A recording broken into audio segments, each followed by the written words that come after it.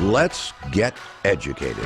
That's why we're here, to bring you the stories impacting K-12 classrooms and college campuses. It's time for a little education. Hello, everyone. I am Katie Petra, joined by David Fiorazzo. Yes. 2 thumbs up, because this is the week. Yes. It's the final countdown, as Europe would say. Many of you know enrollment for our 2023 live courses at FreedomProject Academy. It's our K-12 classical online school. The enrollment ends this Friday, July 21st. Newsflash. We've been talking about this for months. Now, final countdown. What are you waiting for? That's my simple question to you. All you have to do is go to freedomforschool.com, check out everything we have, and get enrolled now. Again, freedom, FORschool.com. Shocking new report out. I can't even make a joke. It's shocking, but it's not shocking. Gasp. American confidence in higher education is sunk to an all-time low. Not shocking. And one of the most prestigious universities in the country says that nearly 40% of its student body is now LGBTQIA+, ampersand, exclamation point, question mark. Yeah. All these things, I don't know how they go together, but yeah, we very confusing. I can't believe we have an all-time This low of confidence. Story, an all-time low. America's confidence in higher education plummets to new lows. Okay, so, all right, Katie, here's my confusion was we've done this story about 100 times over the years, I think, because it keeps plummeting. Maybe not plummet. Plummet's the wrong word. There is a decline. There's always a systematic decline, but now this apparently was a plummet. So, again, I guess the headline is a new low. A new low. Let's talk about that new low. According to Gallup, the percentage of respondents that responded, is that redundant? That responded. All right, so respondents responded, and their response was either having a great deal or quite a lot of trust, fell from 57% in 2015 to 36% this year, according to the poll. So Americans who reported some or very little trust, however, rose from 42 to 62.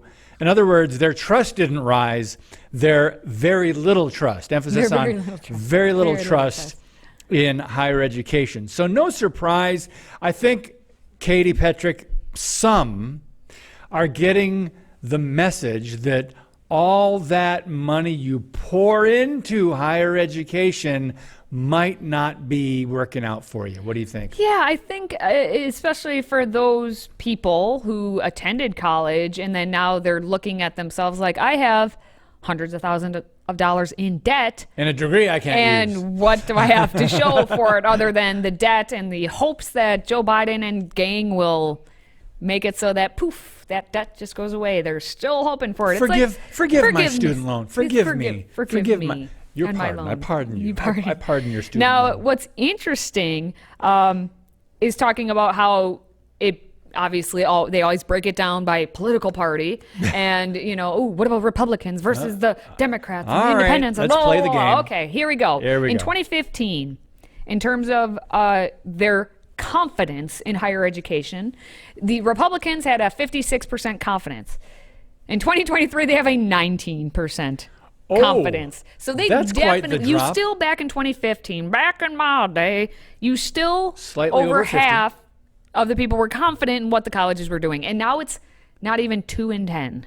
So Katie, what they're doing. That would be the definition of plummeting. That would be a plummet. That's a definite plummet. Yep. Now the Democrats, on the other hand, over the past 8 years, have gone from 68% confident, like, yes, that college degree, almost 7 in 10. You say, yes, confident, woo.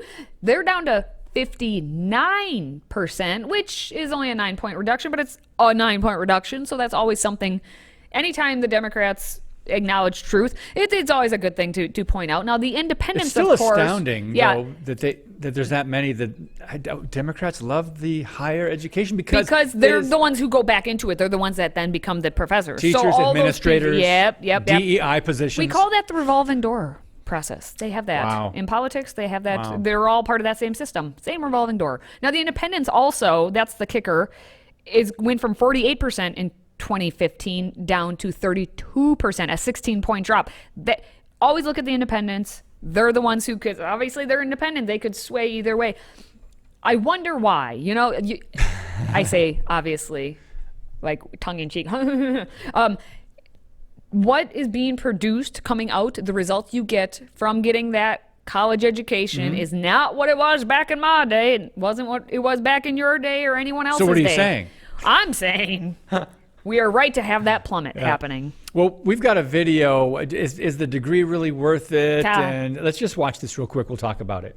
Okay, so let's get right into this poll because it found that 56% of Americans think earning a four-year degree is a bad bet. So are young adults just not seeing any value now in a degree? I think that many of them are, but I think we want to look at post-secondary options, right? Whether it's a 2-year college or a 4-year college, or whether you're going to take an apprenticeship or go into the military or take a gap year, there are so many different options. So when is the right time to start having these conversations with your kids to see what it is that they want to do in the future? I think that we don't want to put pressure on them, right? And so having the conversations about a myriad of different options and opportunities is a really good first step. But to me, one of the amazing benefits about going to college is to figure all that stuff out. And I think when you look at some of those price tags, it can get overwhelming. You look at that and you think, well, what if I don't get the job that I want and I don't know what I want to do? But that's what college is for. College can help you figure out what it is that you want to do and what direction to go.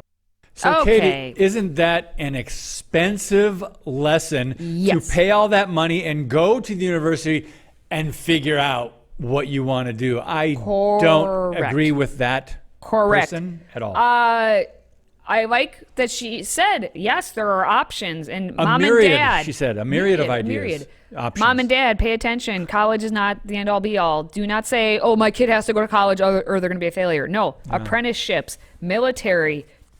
And I still count this as going to college, a 2-year school, a vocational school. Those are options. Gap year. One, we don't want our children to just sit at home doing nothing. And when she talks about, the options and putting it out there for your kids, make sure that the kids know that there is a limit to these options. One of the options is not just sitting in the basement and hanging out and not paying rent and not working and it's a gap year in the sense that I'm just doing nothing. That's not an option, but there are tons of other options. You do not have to go to a 4-year, which is now a 5-year, 6-year college. And if you decide to go to college to find yourself or figure things out, do not go to a pricey university for those first 2 years. Go to a local community college where you can live at home or live in an apartment near mom and dad and your family's values and not get lost to what is on the college campus. I'm still astounded by the political divide in trust in our universities. Wow. But still to come, one of the country's most elite universities says in the last decade, the number of LGBTQ students has tripled, with nearly 18% of the student body now claiming to be bisexual? That's next. Today's episode is brought to you by FreedomProject Academy. Take back your kids' education. FPA's fully accredited classical curriculum provides live, on-demand, and homeschool courses built on Judeo-Christian values. Request your information packet and save 10% on tuition by visiting freedomforschool.com. That's freedom, F-O-R, school.com.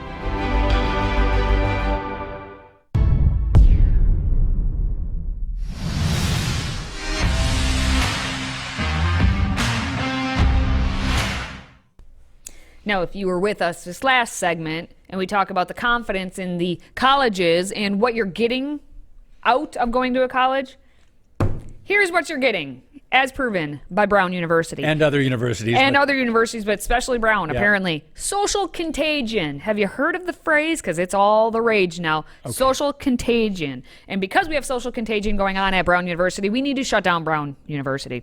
Now, new survey data finds that nearly 40% of Brown University identifies as some form of LGBTQIA+, ampersand, exclamation point. Is that everything. all? Just 40? Just 40, David.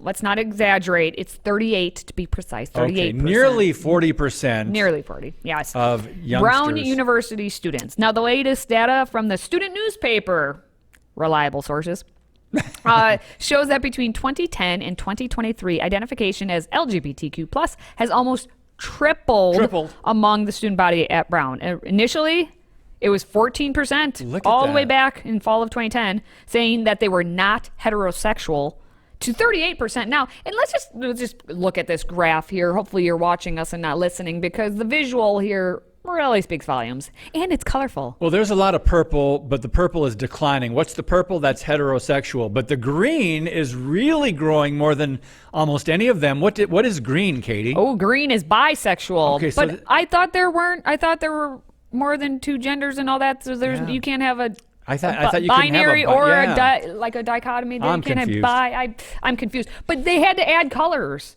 Just this last the rainbow year, colors. from spring 22 to spring 23, 3 semesters worth, they had to add colors. They had to add questioning, asexual, pansexual, and queer. But they have yellow here to represent other. So shouldn't other just be everything else that these people are claiming Other should to be a lot bigger, because that's like, I don't know, what, 50 some genders then? Other? Yeah, I don't know if that's that should whatever, be a lot bigger, but you can according put, couldn't it just be heterosexual, homosexual, other? Like, I still don't understand what's going on. Yeah, there's homosexual, obviously same sex. Yep. That means you're gay or lesbian. Bisexual means, okay, I can have relationships Two with of the genders that they claim that there are 98. I don't. With opposite or same. So that's the bi. And now we're just down I don't know. the slippery slope. That is Brown University, apparently. So you're sitting in any class and you look around, and basically 4 in 10 Yeesh. people are just, we don't know. But Katie, So be careful about how you identify when you address these people, because you could, you're going to get canceled everywhere on that university. But Katie. But yes, what? Surely Brown University is an isolated case among colleges in the nation, that all the other colleges are not even close to 40% identifying as LGBT. Surely this can't be nationwide. David, my name is Katie, not Shirley. Anyway, yes, surely it's just one.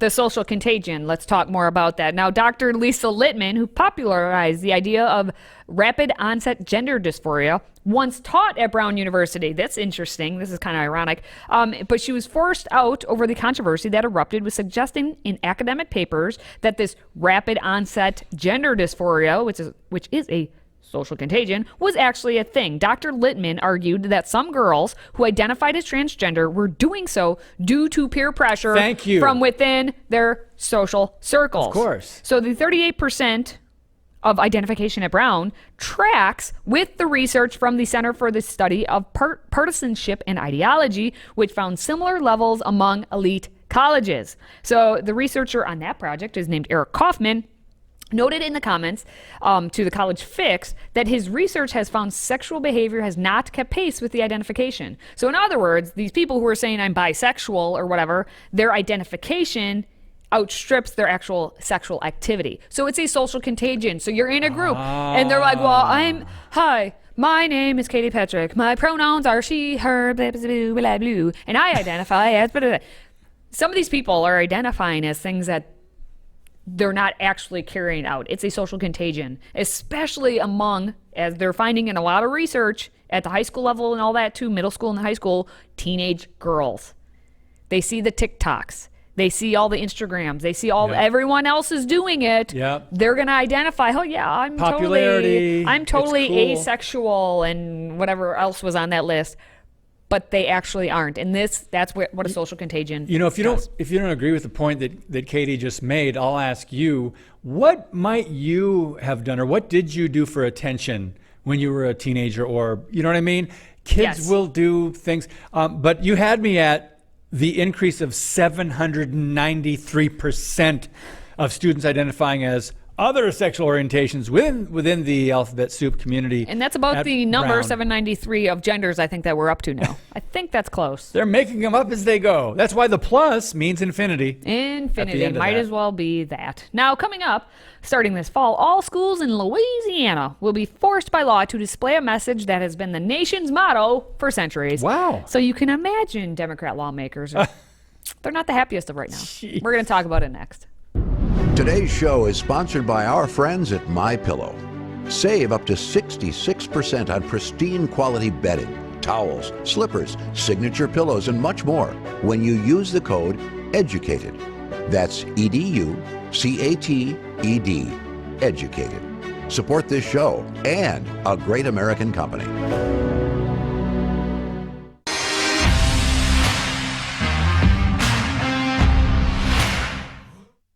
In God we trust. Wait a minute. Are you allowed to say that? That's why I censored you.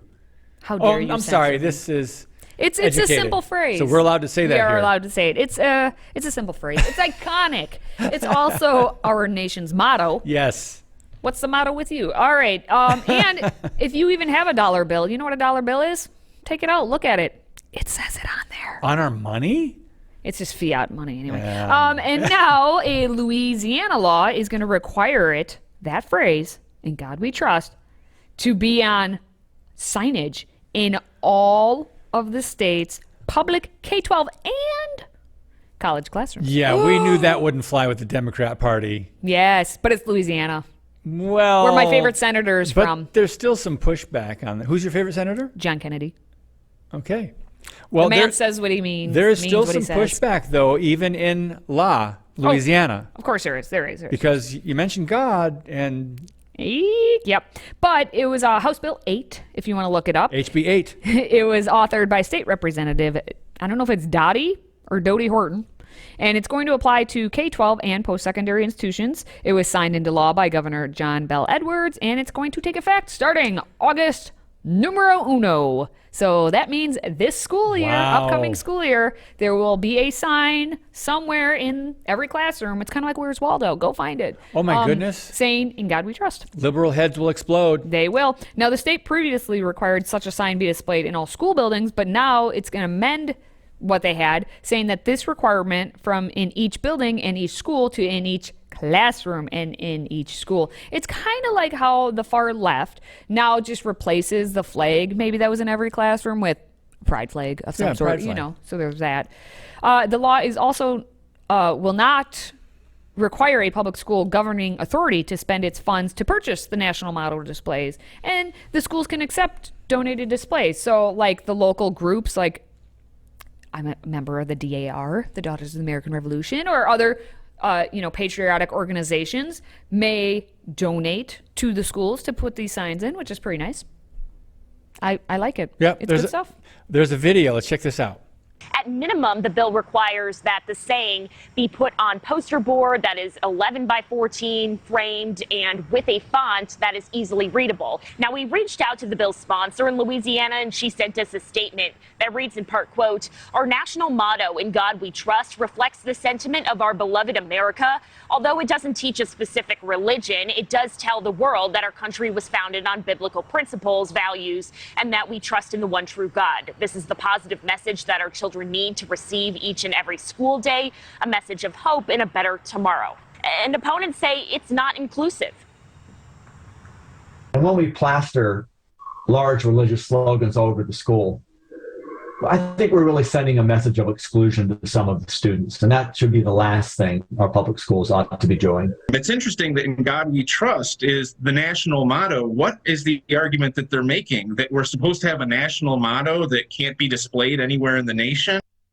Oh, my goodness. So they've got pride flags everywhere, and when you throw up your pride propaganda, you're not excluding a majority of this. Is just his response was idiocy. Let's just get a month for it. The In God We Trust month. How about, I don't know, July. June? Actually, no. The kids It are out should of be school in Good point. July. It's got to be during the school year. But The argument, Yeah. the In God We Trust motto means that man cannot spend any money, because how dare he even have in his hands a piece of paper that says In God We Trust? He rejects it probably it. just burns up right in front of him. And by the way, the separation of church and state is the second biggest lie Farce. in America. One day we'll do a program on this, because I Mm-hmm. think people, not just kids, but adults need to be educated on the second biggest lie, the separation of church and state. It is not in our Constitution, and we could go on and on. But just the fact that they use this all the time, oh, keep religion out. Okay, how has that worked for you since the early 1960s? Taking God out, taking prayer, Jesus, might as well take out the 10 Commandments and anything moral. How has that worked for our country? All right, I'm done. I'm off my soapbox. How has that worked for you, America? So you Democrats that are coming against this simple thing, in God we trust, as a national motto. Feisty Fiorazzo today. Yeah. I like it. Don't even get me going. Okay, you already did. Let us know your thoughts, though, please. If you want to just email us, if you want that program to be made, you need to let us know, because David will definitely put in the work and give you all the information you could ever want, need, and be ready to defend. Yeah, we'll talk about the Johnson Amendment, which if you don't know what that is, please go look it up. Well, or listen to David, because maybe he'll do it. All right. But we're not going to buzz off quite yet. Yeah. We're not going to buzz off quite yet, because we got the Babylon Bee headlines coming up next. Stay with us. If you have a smartphone, tablet, Roku, or Apple TV, consider downloading the Freedom Project Media app.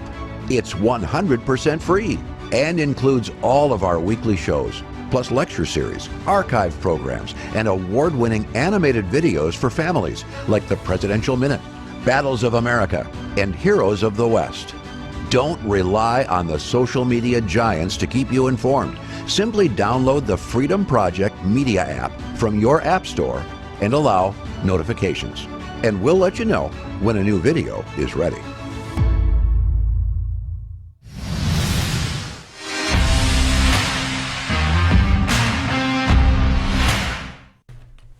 All right. Before we wrap up the show for the day, let's take a look at everyone's favorite satire site, the Babylon Bee. Here are this week's top 5 Babylon Bee headlines. And neither Katie or myself have seen the headlines, so these will be our honest reactions. Let's start with the first one. Who's going to be number 1?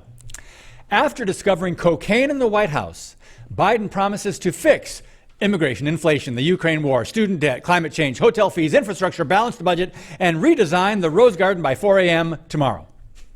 Next, police investigating corpse that washed up on Delaware Beach. Next, embarrassed man could have sworn invitation said costume party.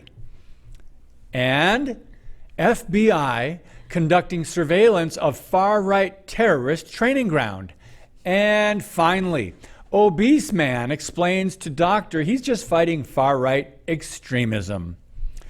Katie, an interesting combination this week, and what would be your numero uno? Naturally, I should select the fitness ones, because if you haven't heard, basically, if you work out and care about your fitness and your health, your physical health, that makes you a far right-wing person now. You know, studies show, or some nonsense.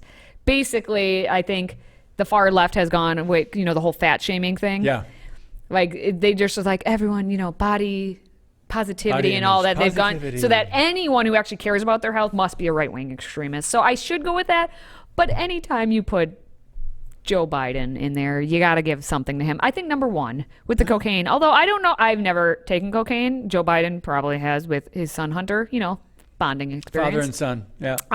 The fact, like, what cocaine does for you, it just make you, I don't know, super amped up. I thought that's what weed calms you down, but is coke make you super amped up and you can solve all the nation's problems? But right there shows you how bad our country is. What do you got? My favorite is the globalist, the corrupt, Vladimir Putin. Zelensky. Oh, Zelensky and Putin. Embarrassed man could have sworn invitation said costume party. Remember when he was in front of Congress would he have a sweatshirt? He shows up there. I mean, well, John Fetterman does too. Asking for more money. So give me a couple more $1 billion for not my war, but yeah. So yeah, it's just a few billion. Come on. I appreciated that one. There's some humor there. Well, that's going to wrap up the top headlines of the week. More satire next time, right, Katie? Oh, but of course. Always. Now, if you are a fan of our show, please, if you could like, comment, share the video. Also, let us know your thoughts. We always love to hear from you. We like getting ideas because it helps us then to formulate putting out content that you Yes. want to watch. Now, for David and myself, thank you for watching. Thank you for listening. And thank you for supporting this show. Until next time, stay educated.